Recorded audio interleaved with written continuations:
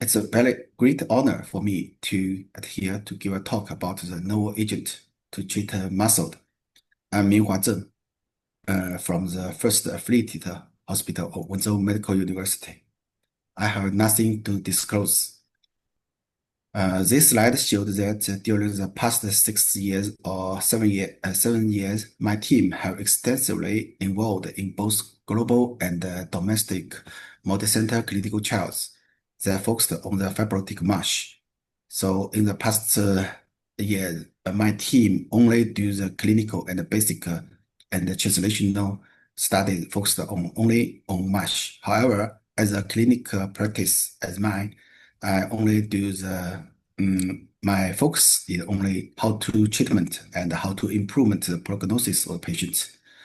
This novel therapies greatly enhance our understanding and the treatment of this condition. As we all know, the MASLD is getting more and more attention from the world, such as the Liver Society and the Diabetes Society. And in recently, we want to push forward into the cardiology field, etc. So, as we all know, also just like the guideline changes, ADA and about the Liver Society, all of this year mentioned more and more about the MASLD. So, as we all know, the global prevalence of MASLD is about 70%, and while the MASH is about 5%, and is still increasing. And the MASH is a progress form of the MASLD. However, as we all know, the significant fibrosis means the MASH with F2 and higher. However, the advanced fibrosis, that means the MASH F3 and higher. And as well know, the MASH with advanced fibrosis can significantly increase the risk of the liver-related events, cardiovascular events, and all-cause of mortality.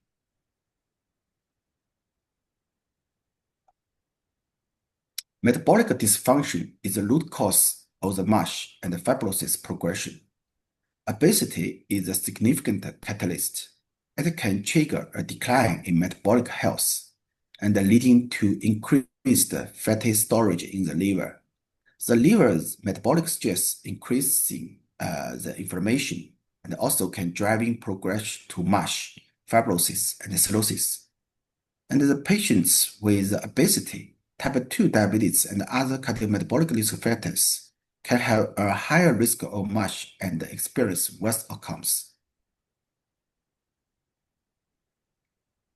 The guidelines had also emphasized that the pharmacological management of the MASH should aim to stabilize the liver disease activity and also need to address the cardiometabolic comorbidities.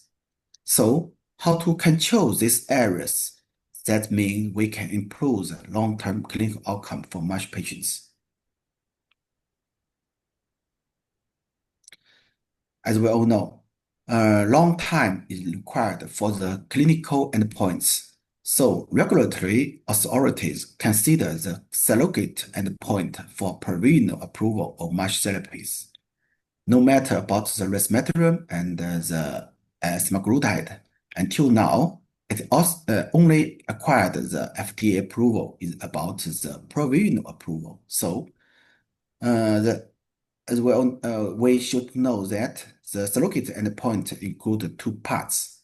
One part is about the MASH resolution without worsening fibrosis, and another one is improvement in fibrosis stage without worsening of MASH.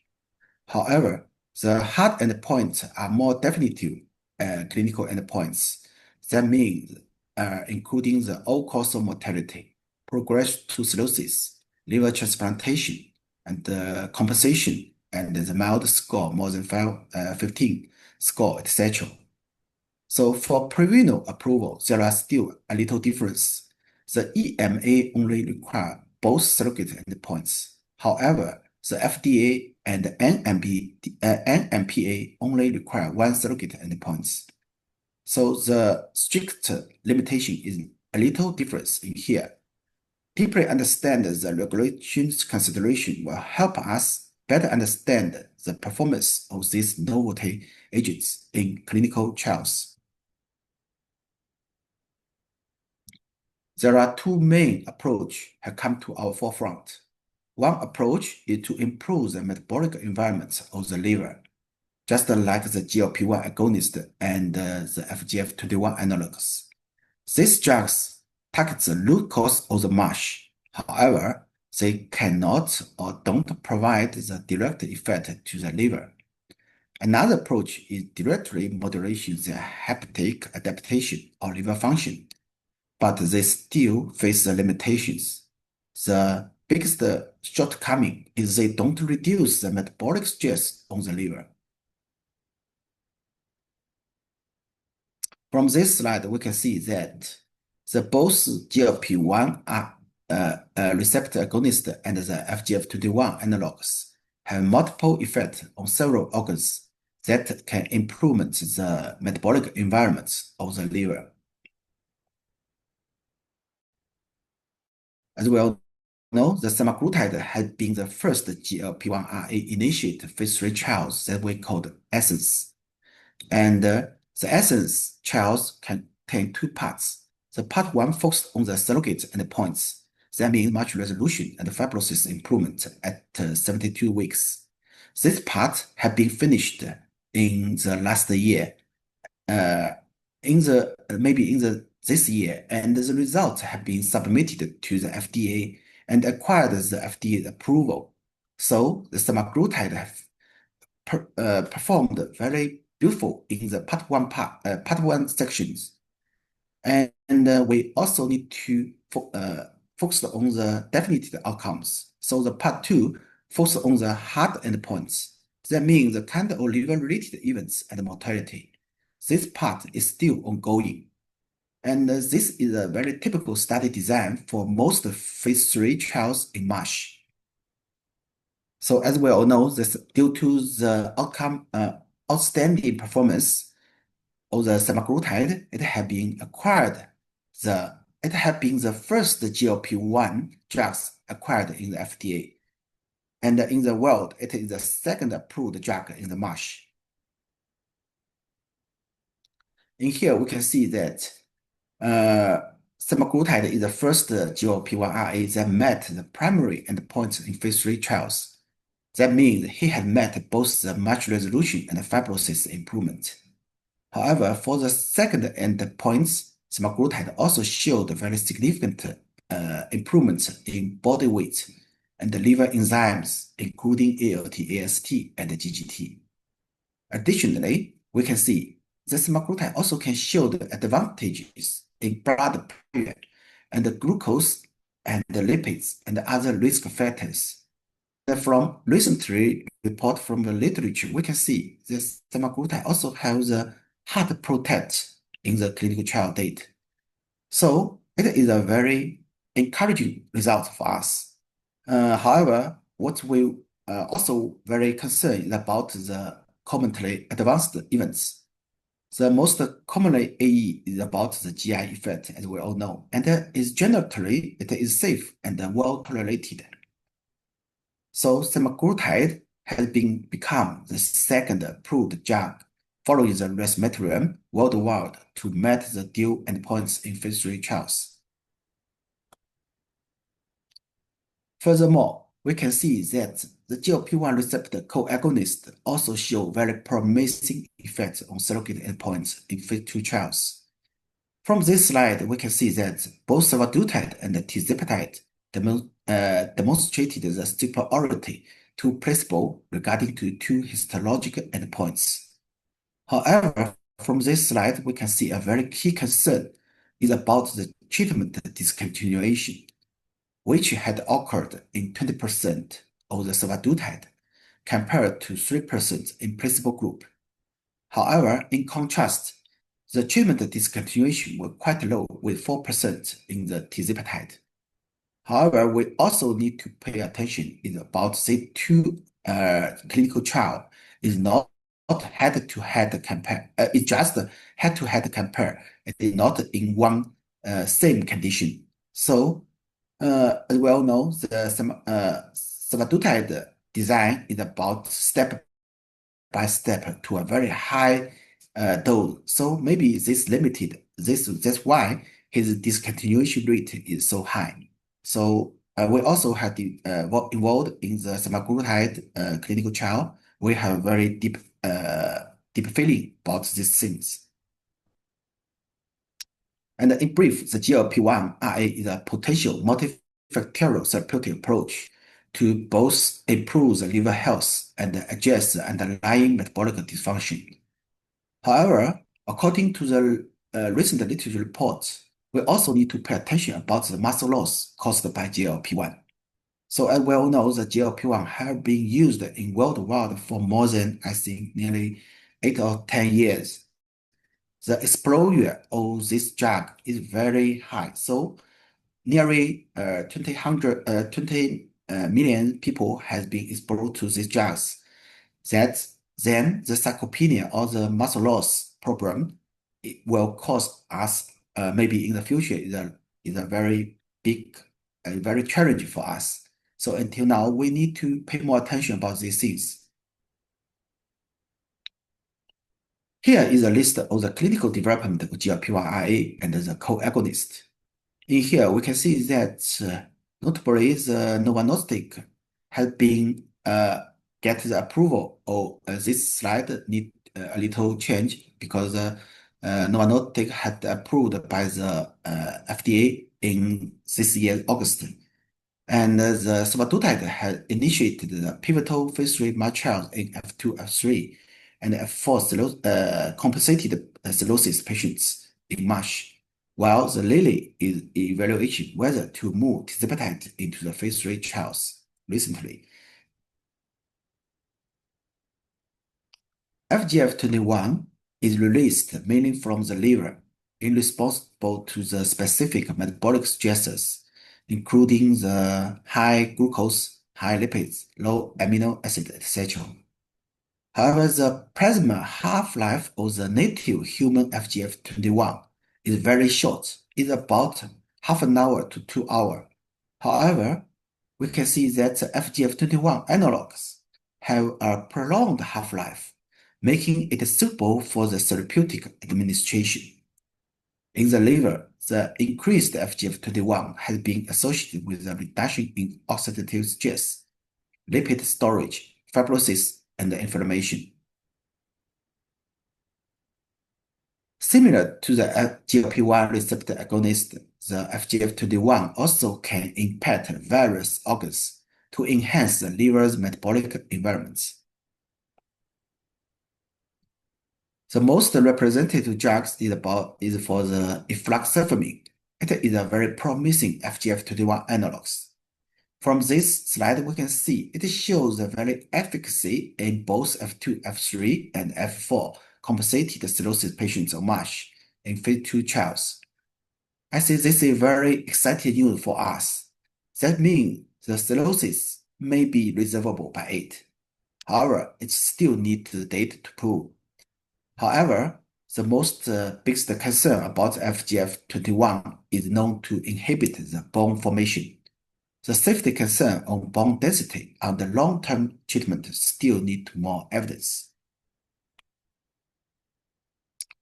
Another FGF21 drug is about the pegfilgrastim.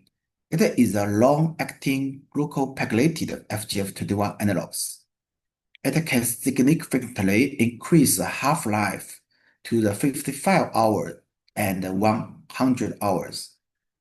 Also, although the half-life seems a bit short to support dosing every 2 weeks. However, we can look at the data shown in this slide. Every 2-week dose still showed improved liver fibrosis and MASH resolution. This strongly suggested that the pegfilgrastim can provide a potential every 2-week dosing regimen. On other slide, we can see the phase 2 efficacy also showed a similar profile of pegfilgrastim with efruxifermin. However, pegfilgrastim have a more benign safety profile versus efruxifermin. This makes these drugs a very compelling option in the MASH field. Here is a list of FGF21 analogs under clinical development. In here, we can see that the Acalo and 89Bio. As we all know, the Acalo have been incorporated into the Novanostic recently. Both two companies have completed the phase 2B trials, and they have initiated the phase 3 trial for both F2, F3, and F4 last year. These two ongoing trials emphasize that the FGF21 analogs as a very promising therapeutic option for MASH. So when we focus on the liver function, we can see that the glucagon receptor is also expressed on the hepatocytes. In the drug development, we have grouped it together with GLP-1RA due to their overlapping functions. So the next, we are going to talk about the THR beta and the PPAR alpha. The therapeutics that mimic THR beta and PPAR alpha agonist can result in various cellular and pathophysiological effects, including the reduced liver fat storage in the hepatocyte. This slide shows several categories of agents that targeting the liver function, including the FXR agonist, PPAR alpha agonist, and the THR beta agonist, ACC inhibitor, and FASN inhibitor. So now we will discuss a few that have made significant progress in the development of therapeutic for MASH. As we all know, the resmetirom is a THR beta selective agonist. It had met both histological endpoints of MASH resolution and fibrosis improvements in phase 3 trials. And it's also very well tolerated. The GI reaction is the most common AE. The safety analysis revealed the concern for hepatotoxicity. Therefore, enhanced pharmacovigilance was requested. Based on the comparing efficacy and the safety data, last year, the FDA approved the application of resmetirom for the treatment of F2, F3 MASH. As we all know, this is the first approved drug in the world, and from the feedback of our colleagues from the USA, they say the drug have been widely used in the clinical practice and acquired very good results. And the the adverse effect is well tolerated and not so easily happened. So only the drug can be available in the USA. However, outside the USA, we cannot have the experience. However, in Wenzhou, we also have the drug with ASC 41, and we have enrolled 10 patients. It is also another style of the THR beta selective agonist, and 9 patients have acquired very good results. So this drug, I think, is very good. And lanifibranor is a pan-PPAR agonist. It can activate all 3 isoforms, including the alpha, beta, and gamma. These receptors play crucial roles in lipid metabolism, glucose homeostasis, and inflammation. Lanifibranor is the first candidate that achieved the significant improvements in both MASH resolution and fibrosis improvements in phase 2B trials. As a result, it has guaranteed as a breakthrough therapy and fast track designated by the FDA. Here we can see the excessive accumulation of lipids is a major contributor to hepatocyte stress and the damage in muscle. So therefore, the key enzymes related to this pathway, including ACLY, ACC, FAS, and the DGAT, may be other potential therapeutic target of MASH. Denifestate is a selective FASN inhibitor that can directly target 3 key MASH drivers by blocking accumulation of the excess liver fat, reducing inflammation, and blunting fibrosis. The phase 2B data was related in last year's EASL Congress. The denifestate shows a statistically significant improvement in MASH resolution and the fibrosis stage. However, the most big concern is about the hair thinning. It was reported in nearly 19% in manifested group and leading to 6% discontinuation rate. So this may be a very big concern in the future because hair thinning is about our uh, uh, is about our showing. So I think a part of patients will very take care about it. So even with this adverse, the Denifestate also have initiated two phase 3 MASH trials. Here is a list of the oligonucleotide-based therapies for MASH in clinical trial development. Several hot target genes were involved, such as PNPL3, HSD17B13, MTARC1, etc. In here, the most hot target gene is about PNPL3. The AZ had launched the phase 2 trials focused on the MASH. The AZD2693 is the most advanced oligonucleotide-based therapy for MASH. It directly targets the PNPL3.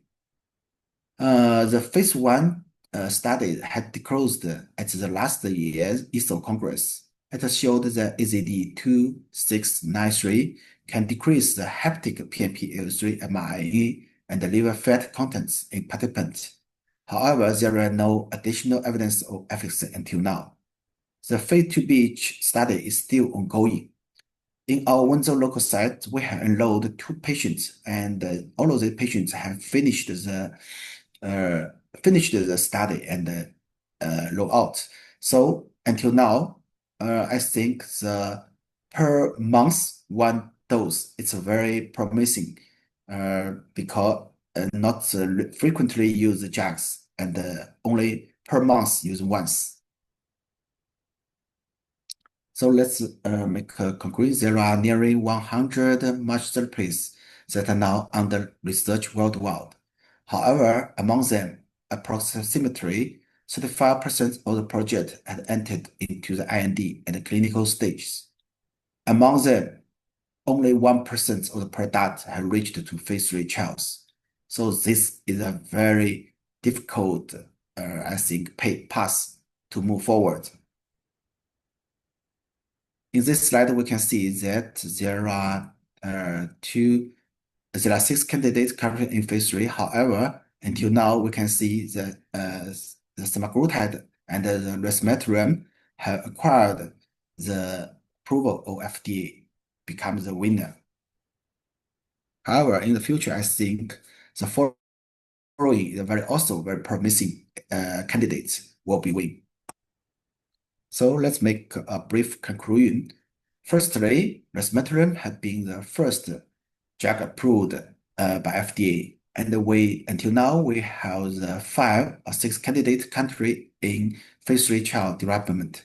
Moreover, the semaglutide has successfully met its surrogate endpoints in phase 3 trials and acquired also by FDA recently. And lastly, I think the MASH F4 still remain as a challenge field. Until now, no drug can target F4. Here, we're very grateful for all of our friends, including the international partners, including the Vincent and Christopher Bryan, and also Jovan Taga, etc. And we are also very grateful for our Wenzhou local staff's help. So thank you all.